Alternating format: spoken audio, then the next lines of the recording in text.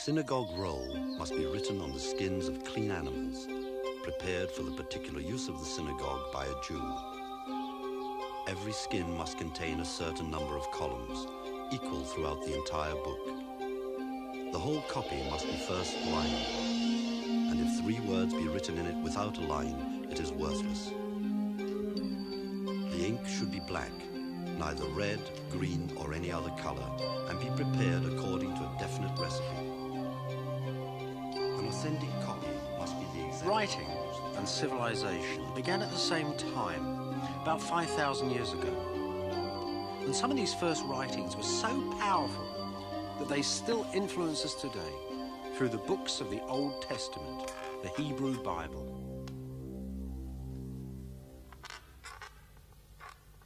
Now, this great book wasn't just written out by a few holy men in ancient Israel, by Moses and Isaiah and all the rest of them. It developed slowly, almost anonymously, and its character was formed in times of terrible national disaster.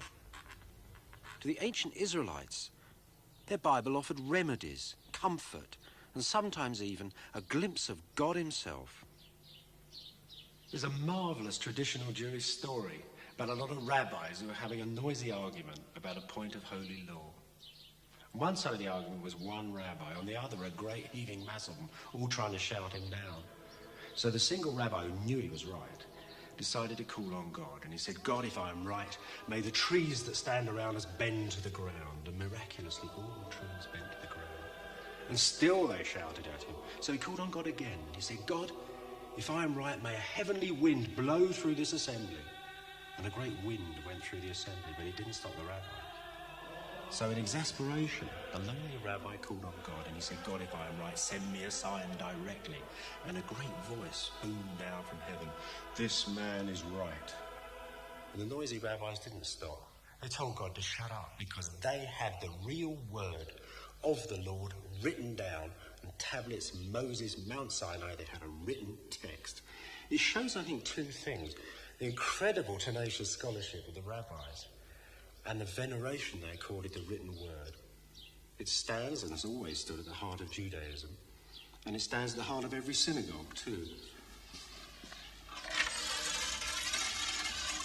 Protected by curtains and doors, the Holy Law. Still written on vellum scrolls, handmade, handwritten by scribes, exactly as texts were thousands upon thousands of years ago.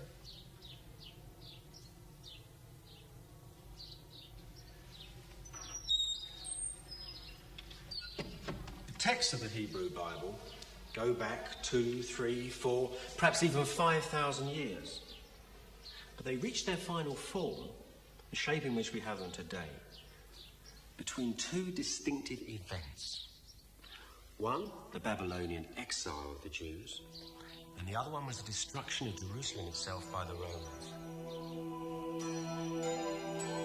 Jerusalem is the city of the Old Testament. It was King David's city. It was the heart of ancient Israel, and the faraway home that the exiled prophets saw in their mind's eye as they sat writing by the waters of Babylon. Even when the Jews had spread right throughout the ancient world, Jerusalem, with its great temple and its priests, stood at the center of the faith.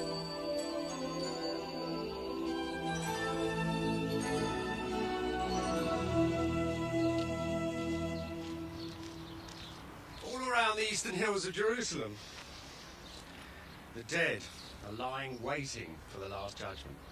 Jews, Christians, Muslims alike.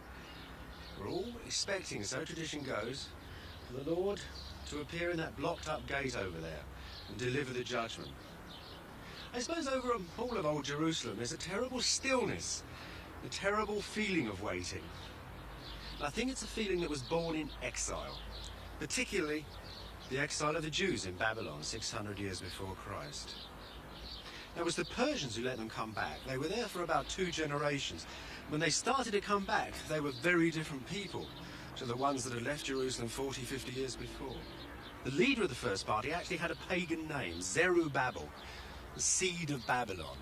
he it was who started to rebuild the temple here. There was a rebirth of nationalism. The next generations of people had old Israelite names. Ezra, Nehemiah, people like that. So there was a difference. Now there was an understanding of history that had never been before.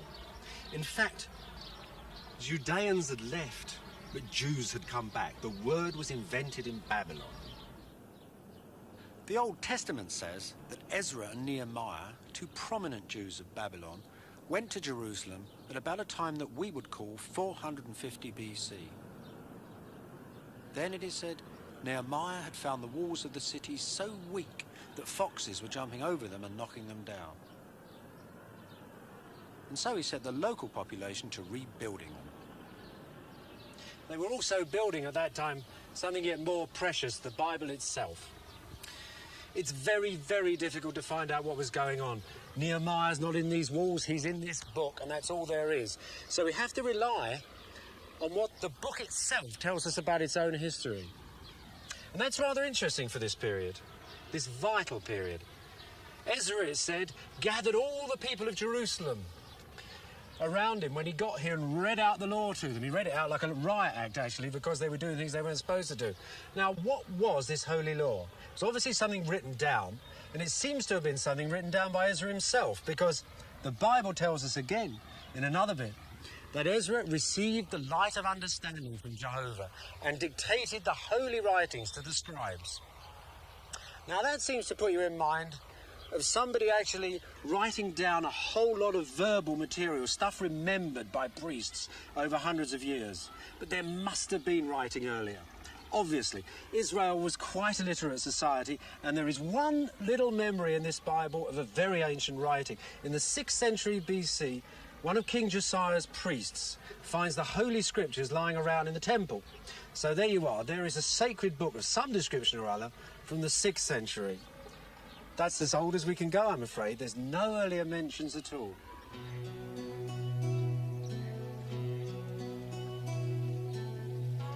In the time of Ezra and Nehemiah, the Jews were becoming a truly international people.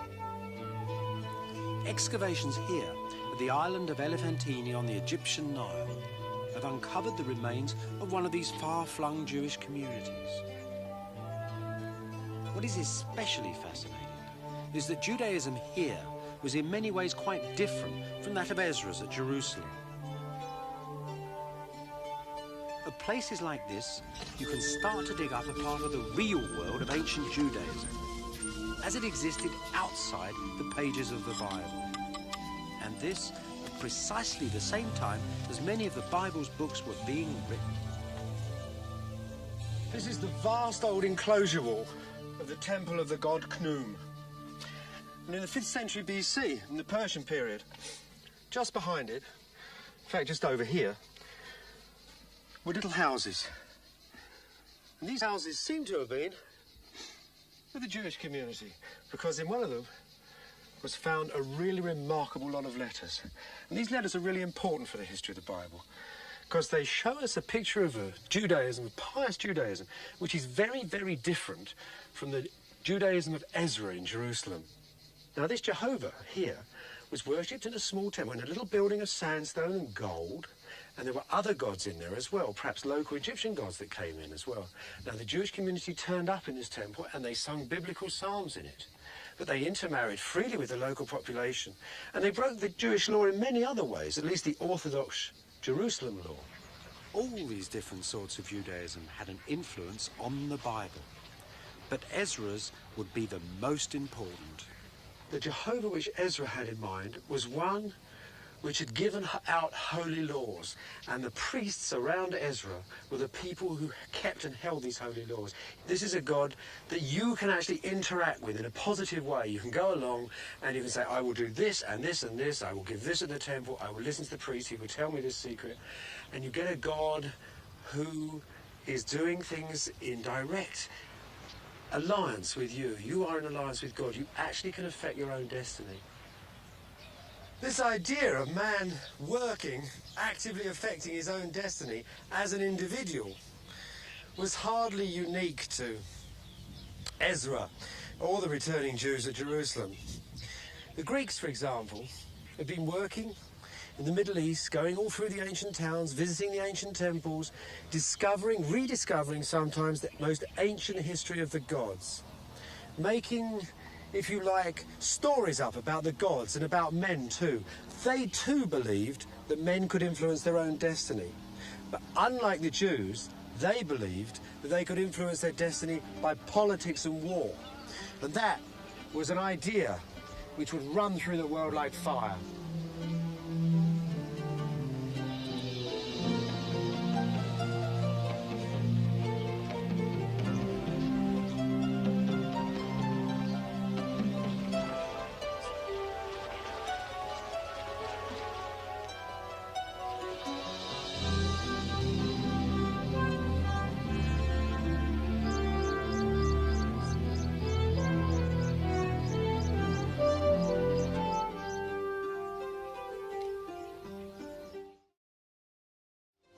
In the 4th century BC, the new Greek ideas were forced into the ancient East. Alexander the Great, who conquered everywhere from Greece to Persia. And wherever Alexander and his armies went, they founded cities, large Greek trading cities, that lasted for 600 and 700 years and more. Their style, international Greek, is known today as Hellenism. And it affected everything from the city's buildings to the people's language, and indeed the very gods themselves. Alexander's Hellenistic cities held a lifestyle in them that Abraham and Moses couldn't have dreamt of. This new way of life would change the Jews, the Bible, and even their vision of God. How exciting it must have been to live in sparkling cities like Ephesus. Can you imagine what it would have been like visiting a town like this? You come round the headland in your boat, and there in the cliffs would have been this great sparkling city, full of promise, really. Sort of like an international airport. You'd have come ashore, walked up the main street, the first lighted street in the whole world. You'd have found shops, bars, theatres, brothels, everything. An extraordinary environment. You'd have found people too from all over the world. From France, from England. You might have even found a Buddhist monk here from India, preaching. St. Paul, of course, lived in this city for 3 years. And in return, Ephesus exported the goods of Asia Minor. Gold, wheat, wine, pearls, glass, all sorts of things. Anything that would make money.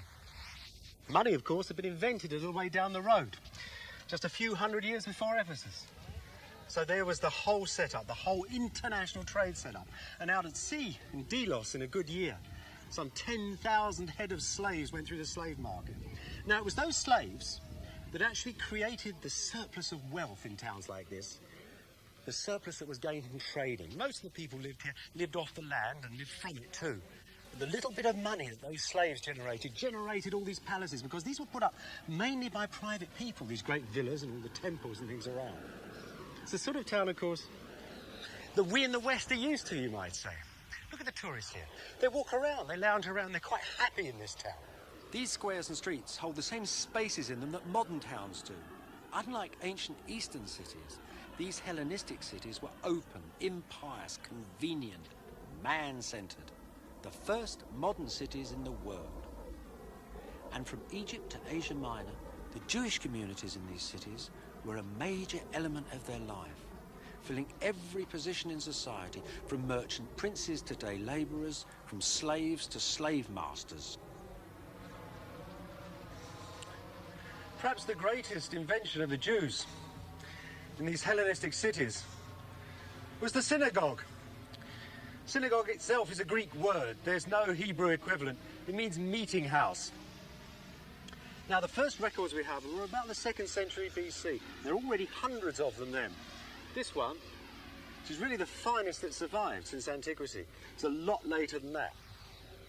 It's a magnificent building. It's because it's in the city of Sardis. Sardis was a great trading city. It was at the end of a long road from Asia Minor to Persia. Those lorries are still roaring up and down a new road built on top of it. That's where the Jews of Sardis got their wealth to build this splendid building. So these Jewish meeting houses, They were used for a variety of purposes. But the most important thing that went on in these synagogues was the study of the law and the reading of the holy books. The law, of course, was the very heart of Judaism.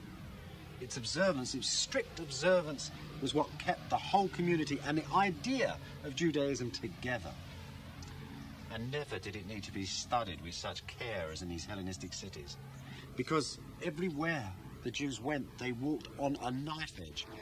On the knife edge of breaking the holy covenants. I mean, it's a million examples I could pick. Take a couple of the Ten Commandments. You shan't have any graven images. Well, Hellenistic cities are full of graven images. They're full of statues. Every little pillar top might have a little face in it or anything like that. The very money in your pocket has been stamped with a graven image. What do you do about it? Do you carry money? Are you allowed to touch it? Is it clean? How near can you go to statues? Can you walk under colonnades? All these questions concerning the law, these ancient laws, which were suddenly brought into high relief in these new cities.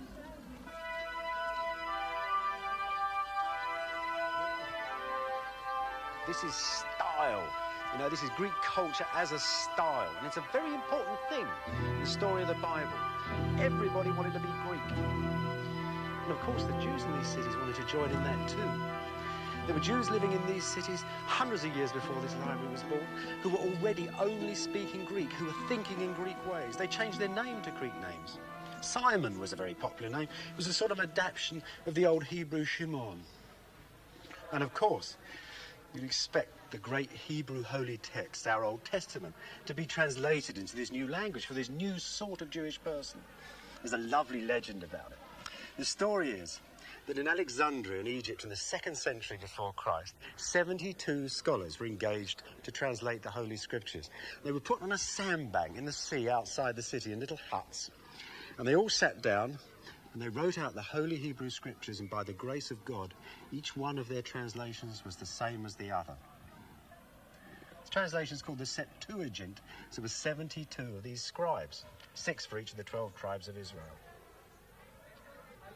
So now, lots of Jewish people only read their sacred books in Greek, but great numbers of them disapproved of the translation. They suddenly realised that their heroes, Abraham, Isaac, and all those other founding fathers, according to the lights and virtues of Hellenism, had been rather funny people, cheats, sheep stealers, robbers, liars, thieves, butcherers of guests. It looked bad. Suddenly the Jewish culture had been exposed to what was really the desire, the dream of everybody, and it didn't look too good. There's a desire to join this wondrous new culture and all its riches, and at the same time, there's a sort of tension that you don't want to lose your Jewishness.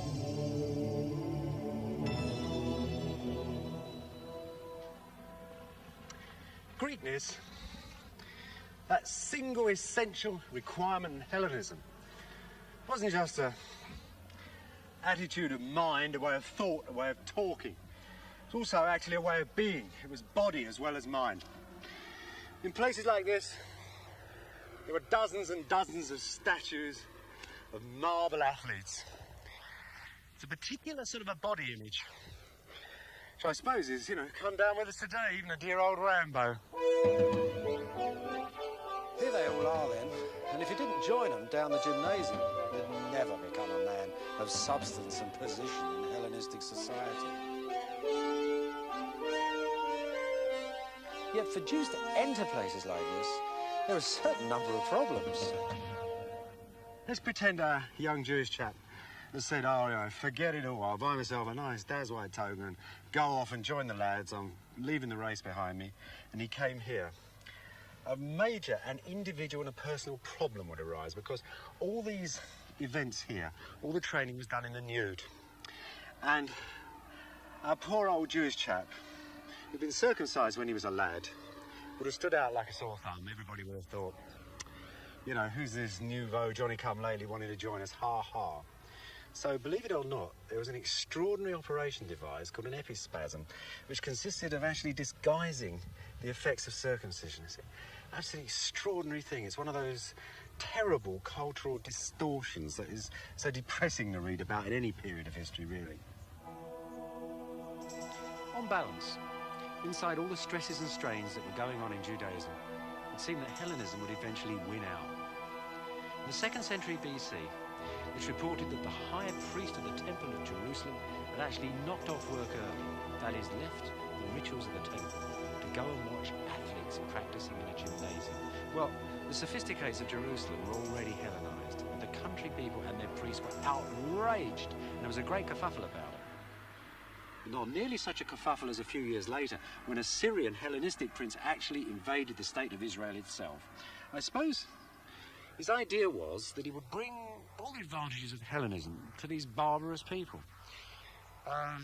It's amazing what he did. He actually invaded Jerusalem. He set up a pagan altar in the temple. He forbade the reading of Hebrew scriptures, and he forbade circumcision. Well, that was enough for the Jews.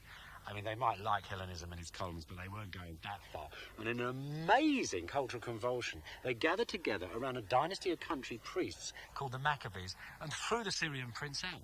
More than that, they actually established a holy state of Israel with the Maccabee princes as sort of kings, priest kings of the holy state of Israel.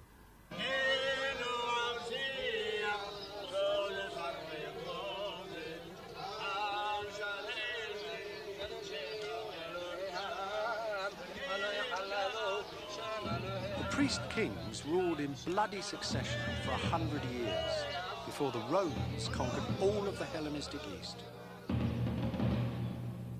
with it, Judea and Jerusalem.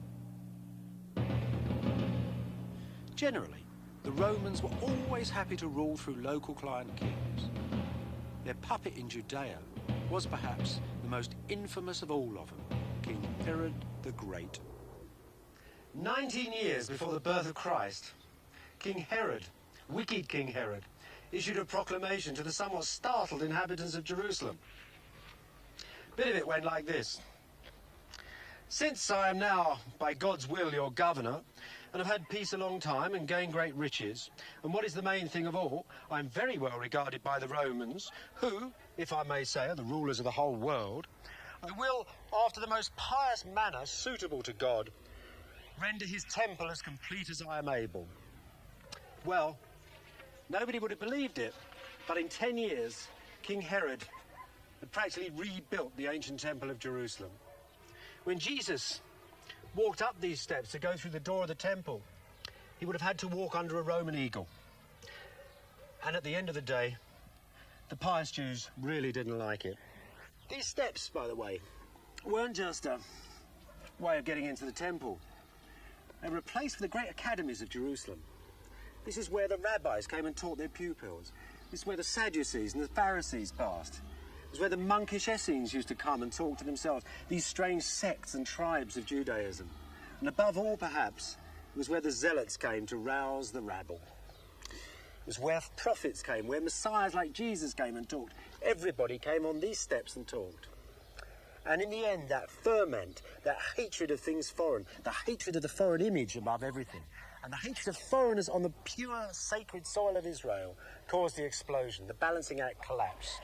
Less than 100 years after King Herod, his temple was absolutely swept off the face of the earth by the Roman army.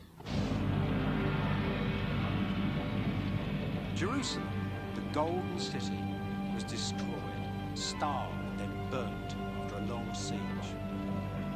So not only was Jehovah's temple destroyed, but the priesthood too, and with it the heart of the ancient Jewish state. The Romans left Judea completely ruined, inhabited by a nation that had lost its centre. It was at this terrible time that the Hebrew Bible, Christianity's Old Testament, would be finally put together.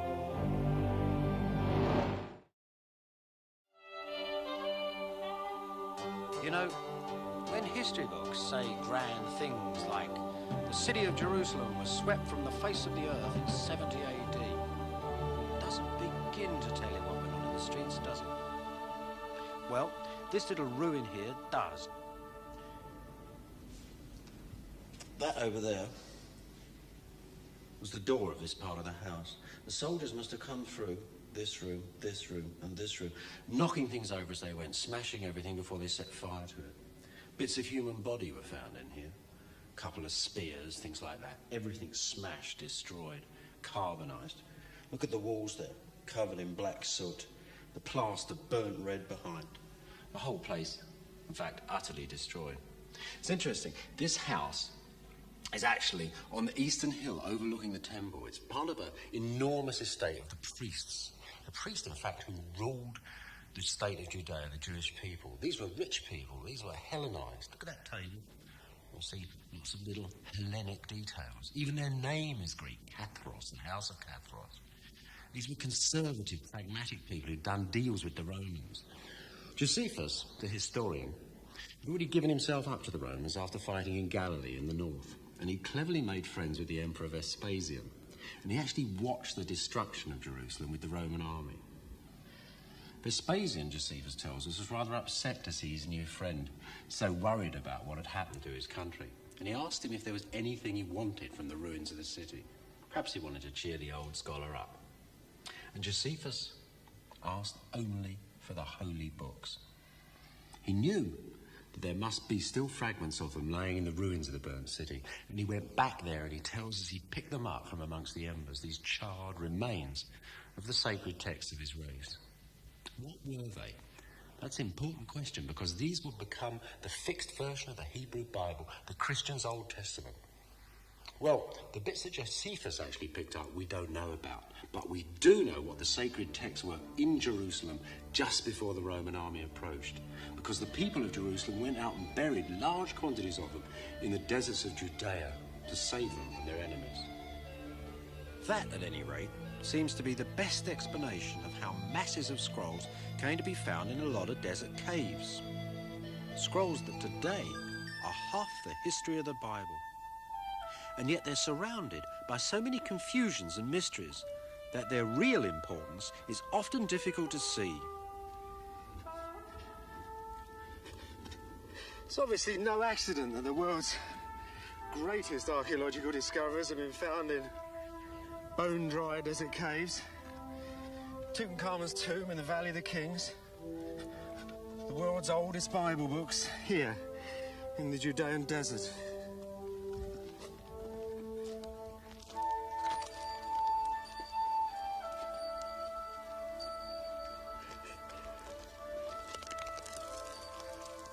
Incredible dryness. In places like this will preserve almost anything. In these caves were found the Dead Sea Scrolls. What a find it was by the Dead Sea. There were nearly 1,000 documents here, all written on copper, on leather, on vellum, even on fragile papyrus. Scholars at the Hebrew University in Jerusalem undertake the painstaking work of piecing together bits of ancient biblical scrolls found in a mountain cave near the Dead Sea. This parchment document was written 2,000 years ago. There were 75 copies of the books of Moses, 48 of the prophets, 57 of the histories and psalms, and there were tens of thousands of loose fragments and dozens of different versions of the same texts, and even some holy texts that no one had ever seen before. For Jews and Christians alike, the Dead Sea Scrolls promised revelations, even nasty shocks. From the first days of the discovery, there were rumours that some of the scrolls would change our understanding of the Bible forever.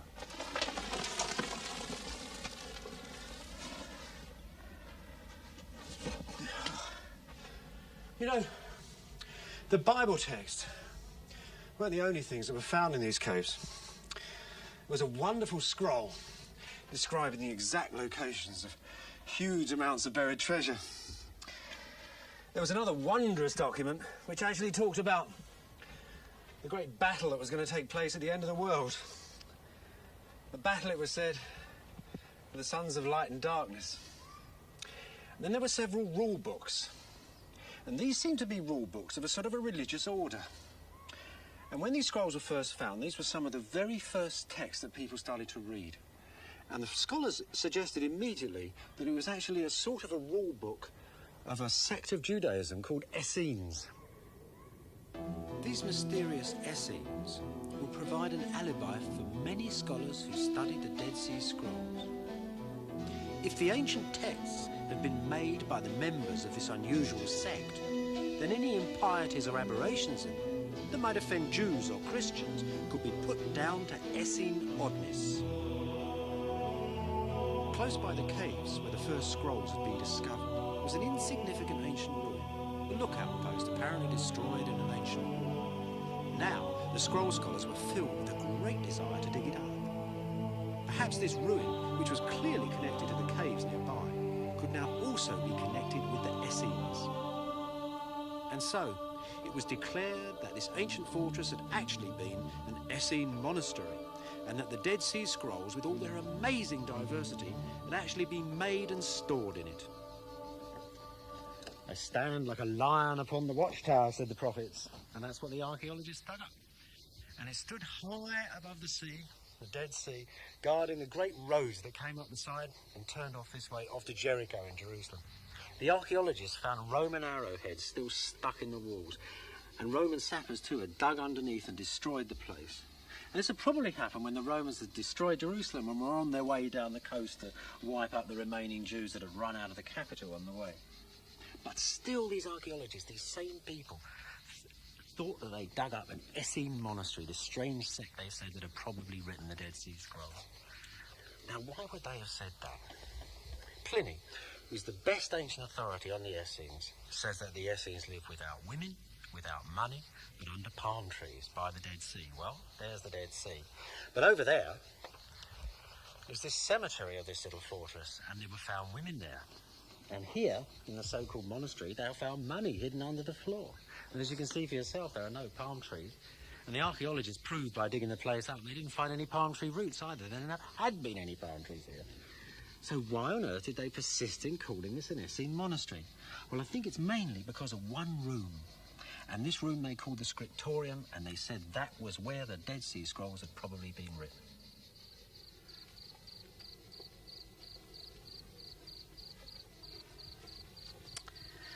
This, then, is the doorway of the famous Qumran scriptorium. Now, why did the excavators call this little room that? Well, they quickly found that there had been a second story on this room, and that it collapsed. When it collapsed, a whole lot of plasterwork had fallen down onto the floor, along here somewhere. And this, when they stuck it all back together again, looked very much like a lot of benches. And then, amazing fact, they found a lot of ancient inkwells by these benches. And the ink they discovered was exactly the same as the ink that had been used in the Dead Sea Scrolls. And then again, they found pottery. They found tons of pottery right through this place, of exactly similar type to that which was found in the caves with the scrolls. So this room became the scriptorium. And to the masses of tourists that come through here, it still is. But the story doesn't finish there. Look, those plaster benches turned out to be something far more peculiar and far less like benches. The inkwells, well, why shouldn't a fortress have an inkwell? And you'd expect it to have ancient ink in it, wouldn't you? So that's fair enough. As for the pottery, well, that sort of pottery you can find everywhere, here from Jerusalem to Thebes and Egypt. It's common enough for the period. So why then do you so desperately need it? Why do you need all these hundreds of monks in here, writing all these versions of the Bible?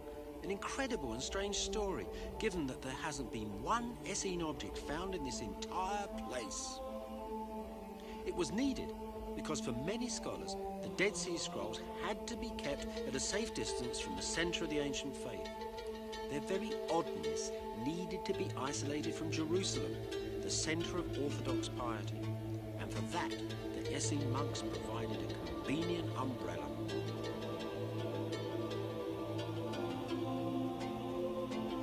By the shores of the Dead Sea, down the road from Qumran, is the legendary Rock of Masada.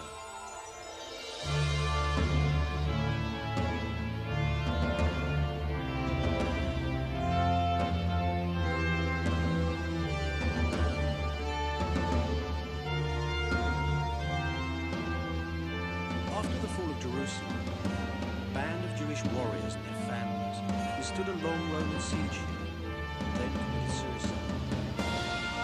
During the siege, the defenders had built themselves a small synagogue, now the oldest standing synagogue in the world.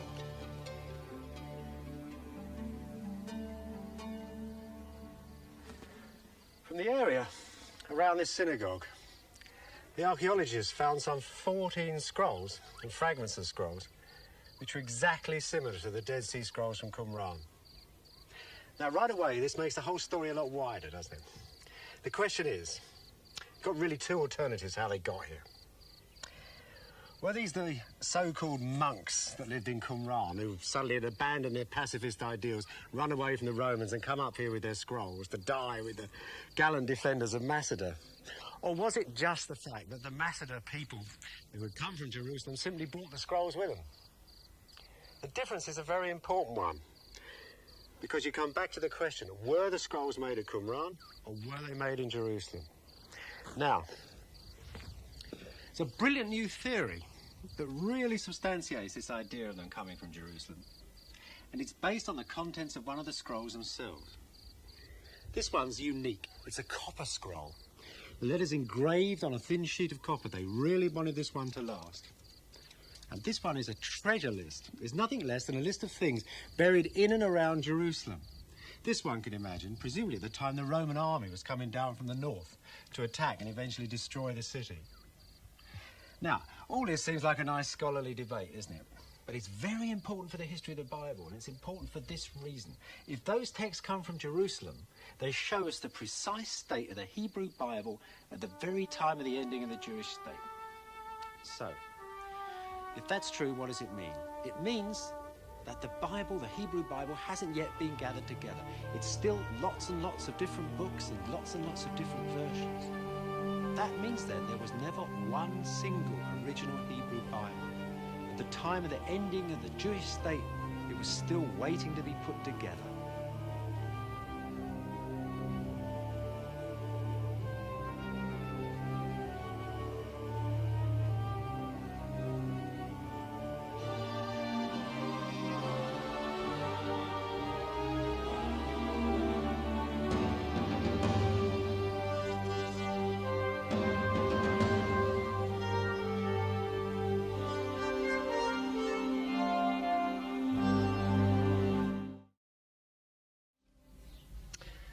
In the century after Jerusalem was destroyed, great rabbis and teachers, like Rabbi Yochanan ben Zakkai, wandered the country, being forced ever further northwards as the Roman wars engulfed more and more of the land. They taught and they preached in little synagogues like this one. They spent a lot of their time giving advice to people about the correct forms of ritual behaviour, things that earlier would have been decided by the priests in Jerusalem in verbal argument. There are hundreds of legendary stories about these rabbis. Sometimes, too, the learned academies they founded. They were great teachers, they were great disputers. They would travel distances to see each other, to have arguments, sometimes to discuss points of law. To remember, perhaps, too, the old academies they'd been at in Jerusalem. And then there were generations of students that followed them in precisely the same way. But the most important work of these rabbis, and it was the most important work, was to memorialise on paper the ritual, the records, and the whole ethos of Judaism, the Judaism that was so near to extinction.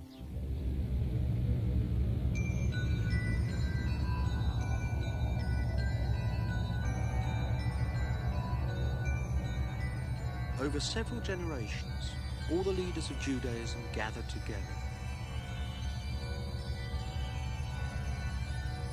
The scholars and the rabbis from the great cities of the East, from Babylon and Alexandria.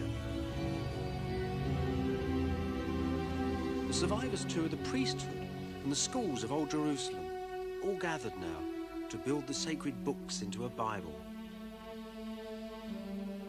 So the first thing the scribes had to do was to sit down and make sure that the rabbis were dealing with a text that was consistent. Every line had to be the same from one version to the other, and that was quite a thing to decide on. It said that one little scribe, in one night, burned an extra 100 measures of oil, just preparing the book of Ezekiel for the rabbis to examine next day. The rabbis, of course, examined whole books. They had no trouble with the centre of the faith, the 5 books of Moses, the first 5 books of the Bible. They obviously had no trouble with the Book of Kings and the books of Judges. These great books automatically could not but be included in the canon of religious texts. But there were later books that caused much more problems. Book of Esther, for example, had been written by a woman. That was a bit dodgy in itself. So they cut it in half and kicked half out and left half in. There was the Book of Maccabees, which was a splendid Greek history, but didn't seem too religious, so that went out. In fact, there's quite a collection of them that went out.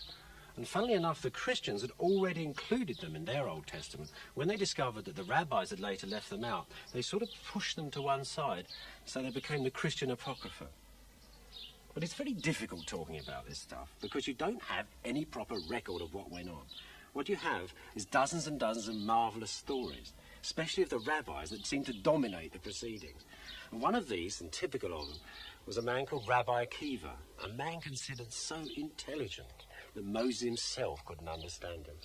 There's a wonderful story of how actually he saved the Song of Songs, that great erotic poem, for our Bible.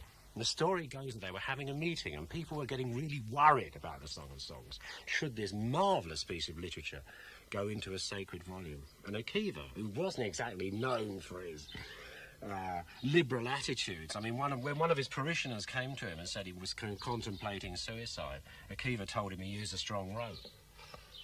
So, Akiva addressed the meeting, so the story goes, and he said, brothers, all the sacred texts are sacred, but the Song of Songs is the most sacred of all. What he meant was, I think, that the Song of Songs, that piece of pure erotica, should be in the Bible because the Bible should represent the whole body of man from its beginning to its end, and therefore needed something like that in the middle. So it's through these legendary debates that the Bible has come down to us today, and through men, through legendary figures like Akiva himself.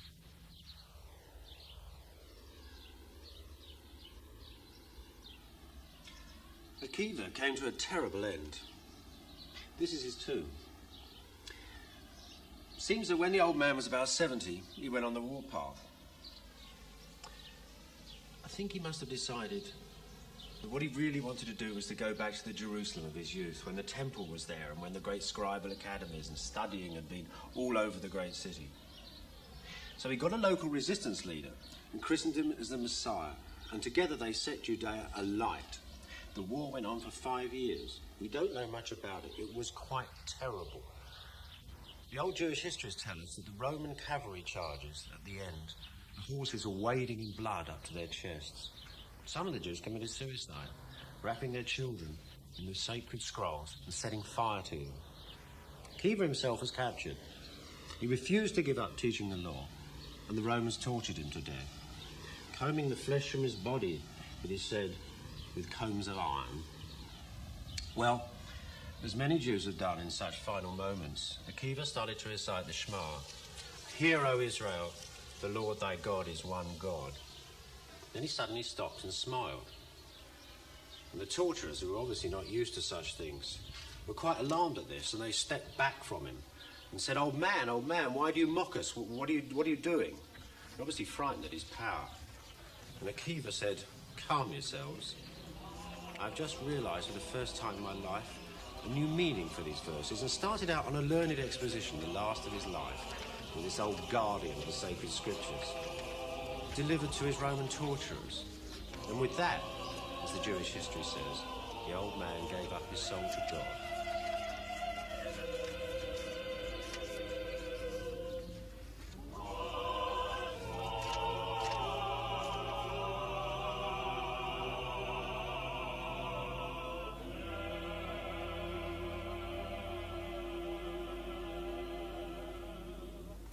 That sacred text was guarded by the care of scribes and scholars for thousands of years after Akiva's time. It stayed the same, though they had one major task in hand. You see, as the Jews spread out through the Mediterranean, up into Europe in the diaspora, their accents changed. So the old system of writing Hebrew, which was mainly in consonants, didn't work anymore, because as people read it, it sounded different and seemed to mean different things. So the scribes invented an elaborate system of vowels, and they also started to space the words and the sentences and the paragraphs for the first time. But can you imagine the care? Really, 1,500 years of careful copying. And can you imagine, too, how wonderful it must have seemed when printing came along? how you could set up a page of type, make sure it was absolutely correct, and then print off hundreds and hundreds of copies. And so, within 30 years of Gutenberg printing the first Bible, Jews printed a Hebrew Bible in Hebrew. And this is it, a copy of the first printed Hebrew Bible, made in the 1480s, most of them. And there's the sacred text up there. And you see how it's become surrounded by this scholarship, like a great protection around the Holy Word.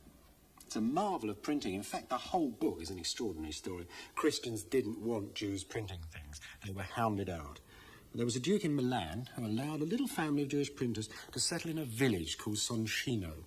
And from that village, Jewish printers were trained who went out with portable printing presses all over Europe, actually from Spain to Istanbul.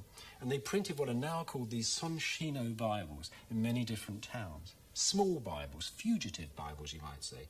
Luther used one of these when he was on the run, when he was translating the Protestant Bible, the sort of father of all Protestant Bibles. He used the Soncino Bible. Now, the Catholic Church, too, was very interested in the new scholarship and was evolving whilst printing was coming up. This extraordinary work here is one of the earliest examples of this new scholarship, the way with printing, really. The Complutensian Polyglot. It's wonderful, isn't it? Polyglot means many languages. Complutensis is the town in Spain, Alcalá, where it was printed by a very proud Catholic cardinal.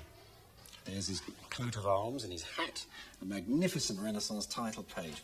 Now, the book is a major work of scholarship, and for the first time in history, all the versions of the Hebrew Bible and the Old Testament have been brought together on one page, the three major versions of the West.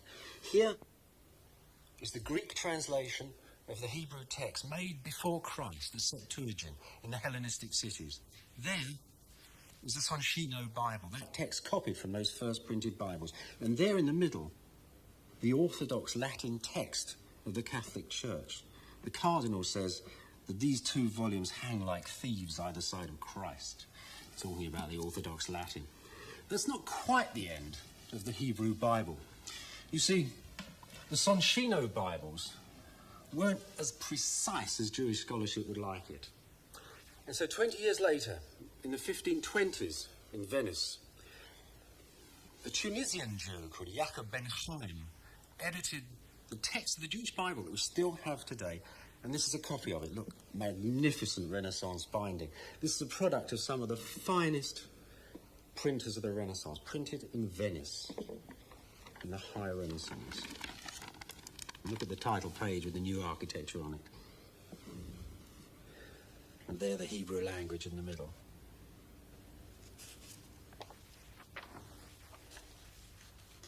A magnificent volume. And literally the same text you will find in Hebrew Bibles today. There it is, again, the Bible itself, covered by the commentary. And the most curious thing is, perhaps, that he worked and was paid by a Christian, Daniele Bomberg.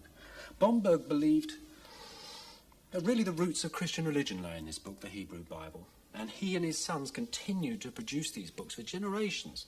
In fact, they actually had to get special permission for the Jews of Venice to leave the ghetto to come and work in his Christian print studio. And he got special permission, too, for them to leave their yellow hats behind that they always had to wear outside the ghetto. Ben Chaim said of his work that Bomberg was sent to him by God. He asked me to purify the text, and he said, I worked on it, I worked on the words, I worked on the marks, and I worked on the phrases, until they was polished silver and purified gold. An authentic copy must be the exemplar from which the transcriber ought not in the least to deviate. No word or letter, not even a jot, must be written from memory. Between every consonant, the space of a hair or thread must intervene. Between every word, the breadth of a narrow consonant. Between every new section, the breadth of 9 consonants. Between every book, 3 lines. The 5th book of Moses must terminate exactly with a line. The copyist must sit in full Jewish dress, wash his whole body, not begin to write the name of God with pen newly dipped in ink, and should a king address him while writing that name, he must take no notice of him.